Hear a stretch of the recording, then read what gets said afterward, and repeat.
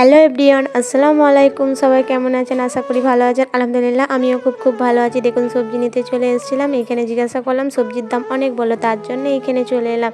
বাকি সবজি নিচ্ছি। এখানের কাকুটা অনেক সবজিটার দাম কম বললো, তার জন্যে আজকে মেঘলা মেঘলা ওয়েদার, আজকে নতুন কিছু স্পেশাল হবে। দেখুন এই দোকানে চলে এলাম একটা বিস্কুট নিতে।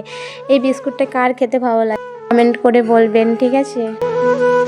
ফাইনালি বাড়িতে চলে এলাম। দেখুন কী সবজি নিলাম। এই সবজিগুলো নিয়েছিলাম কারণ আজকে স্পেশাল কিছু হবে বললাম, কারণ আজকে আমাদের বানাবে খিচুড়ি। কারণ মেঘলা মেঘলা ওয়েদার, খিচুড়ি কার না খেতে ভালো লাগে।